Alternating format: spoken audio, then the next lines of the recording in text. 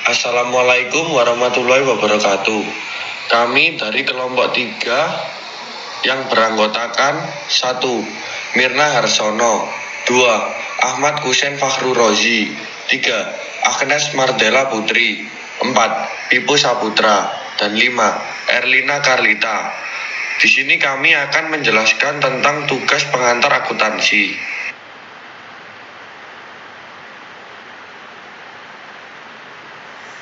Aset. Menurut IFRS, aset merupakan suatu sumber yang dikendalikan oleh entitas sebagai akibat dari peristiwa masa lalu.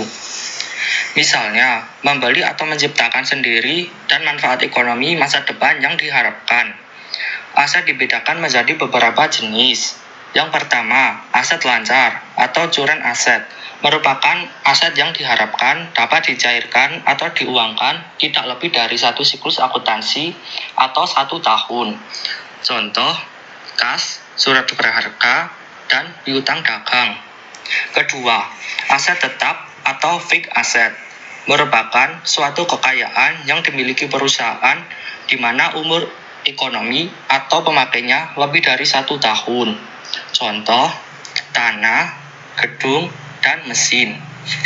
Ketiga, aset tidak berwujud atau intangible asset merupakan aset tetap yang tidak mempunyai wujud tetapi memiliki manfaat dengan memberikan hak ekonomi dan hukum kepada pemiliknya. Contoh, hak cipta, hak paten, dan hak sewa.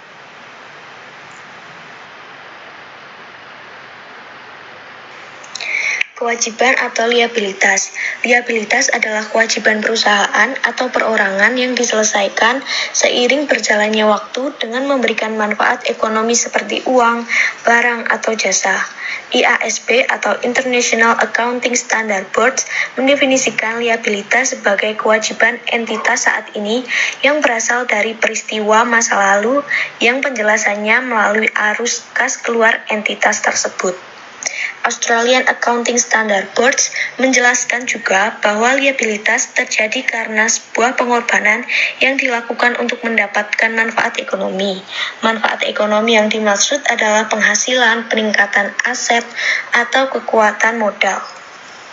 Singkatnya, liabilitas adalah kewajiban yang harus dibayarkan perusahaan dari pihak lain untuk mendapatkan nilai ekonomi, salah satunya dalam proses operasional bisnis.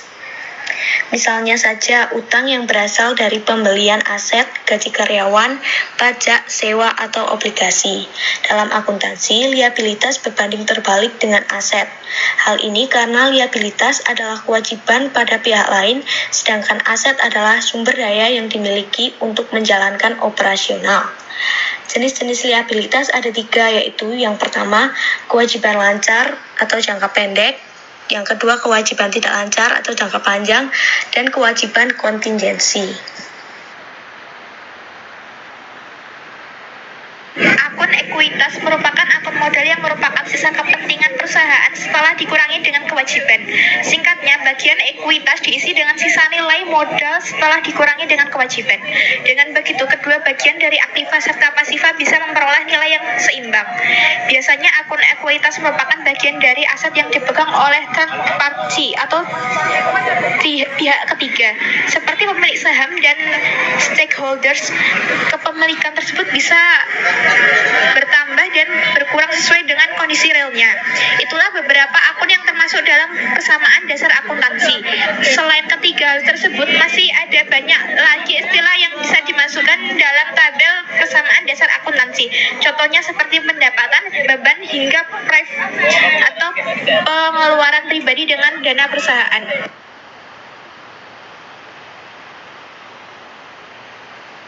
Persamaan dasar akuntansi adalah perhitungan yang nantinya bisa memproyeksikan kekayaan, utang, serta modal yang dimiliki perusahaan tersebut. Yang kita ketahui, prinsip umum akuntansi adalah adanya keseimbangan antara sisi pemasukan dengan sisi pengeluaran. Persamaan dasar akuntansi juga digunakan untuk melakukan pembukuan sederhana perusahaan yang bisa membantu menghitung berapa dana yang telah dikeluarkan perusahaan dalam satu periode akuntansi. Rumus dari persamaan dasar akuntansi adalah harta sama dengan hutang plus modal. Semakin besar hutang pada sisi pasifa akan menyebabkan ketidakseimbangan pada sisi aktiva. Jika terjadi suatu transaksi yang tidak dilaporkan, nantinya juga akan terlihat dengan perhitungan prinsip persamaan dasar akuntansi tersebut. Pengaruh transaksi keuangan terhadap persamaan akuntansi yaitu yang pertama, mempengaruhi bagian aktiva atau pasifa. Transaksi keuangan yang dilakukan oleh perusahaan akan bisa secara langsung mempengaruhi bagian aktiva atau pasifa dari tabel persamaan dasar akuntansi. Transaksi tersebut akan tetap bisa mendatangkan nilai seimbang dari kedua belah tabel jika transaksinya transparan dan tidak ada yang disembunyikan. Yang kedua, menambah atau mengurangi salah satu sisi. Proses transaksi keuangan yang dilakukan perusahaan bisa saja mengurangi sisi aktiva, namun juga bisa menambah bagian pasifa, baik bagian modal atau hutang. Sehingga uang yang berkurang pada bagian aset tidak hilang begitu saja, tetapi hanya berpindah pada sisi lainnya. Yang ketiga adalah penambahan pada satu sisi. Jika perusahaan mendapatkan penghasilan, maka bagian pasifa modal akan bertambah. Akan tetapi, jika ada beban yang harus dibayarkan, nantinya beban akan mengurangi bagian modal. Nantinya modal serta beban yang ditambahkan akan mempengaruhi bagian aktiva. Pencatatan persamaan dasar akuntansi. Untuk dapat menghitung persamaan dasar akuntansi, dibutuhkan suatu tabel persamaan akuntansi. Tabel ini berfungsi untuk mencatat semua perubahan yang telah terjadi akibat transaksi keuangan yang dilakukan perusahaan. Perubahan tersebut nantinya akan terlihat pada saldo tiap unsur laporan keuangan yang dicatat dalam tabel. Dalam pencatatan persamaan dasar akuntansi, kita harus mengetahui secara lengkap apa saja yang termasuk dalam unsur laporan keuangan.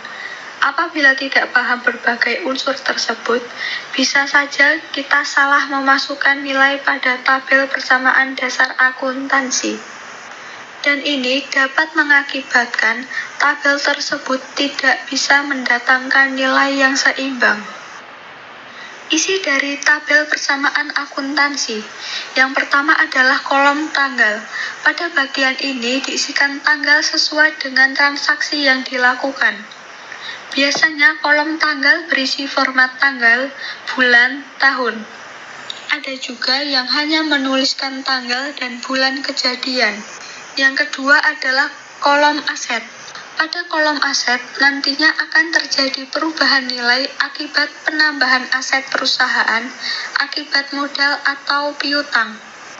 Kolom aktiva akan bertambah jika ada penambahan nilai, dan biasanya juga akan berkurang jika perusahaan mengeluarkan dana untuk hal lain. Yang ketiga adalah kolom pasifa. Kolom pasifa harus diisi nantinya untuk menunjukkan perubahan nilai pada sisi pasifa. Kolom yang satu ini dicatat mengalami perubahan jika terjadi penambahan atau pengurangan pada sisi liabilitas.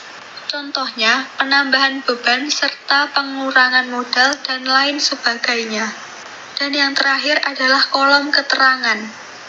Pada kolom keterangan diisikan keterangan yang berisi tambahan catatan tentang transaksi yang mempengaruhi saldo modal, baik penambahan maupun pengurangan.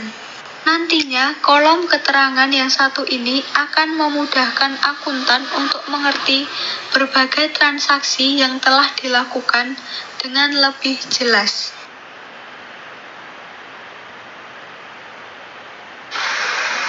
Contoh soal persamaan dasar akuntansi.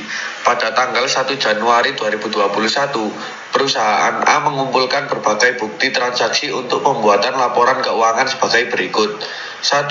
Investasi awal berupa uang modal secara kontan milik perusahaan A sendiri sebesar Rp10.500.000. Selain itu, ada juga investasi lain yang berupa peralatan kantor sebesar Rp1 juta. 2. Pengeluaran pada awal bulan untuk membayar biaya sewa gedung selama 1 bulan yaitu sebesar Rp1.100.000. 3. Membeli perlengkapan dengan cara kredit seharga Rp900.000 dan peralatan seharga Rp1.500.000. 4. Mendapatkan pendapatan jasa sebesar Rp2.100.000. 5. Membayar tagihan listrik untuk 1 bulan ke depan sebesar Rp250.000. 6. Pemilik perusahaan A mengeluarkan dana Rp200.000 untuk pengeluaran pribadi. 7. Mendapatkan pendapatan sebesar Rp1.250.000. 8. Adanya pembayaran air sebesar Rp70.000. 9. Pembayaran gaji karyawan sebesar Rp2.500.000. 10.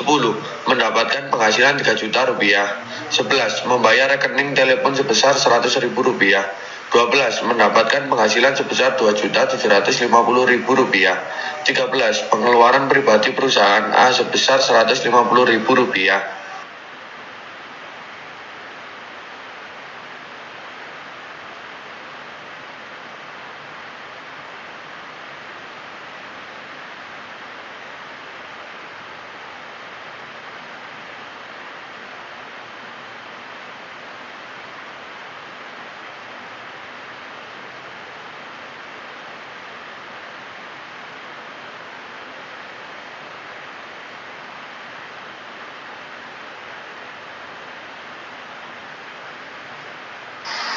Sekian presentasi dari kelompok 3, kurang lebihnya mohon dimaafkan.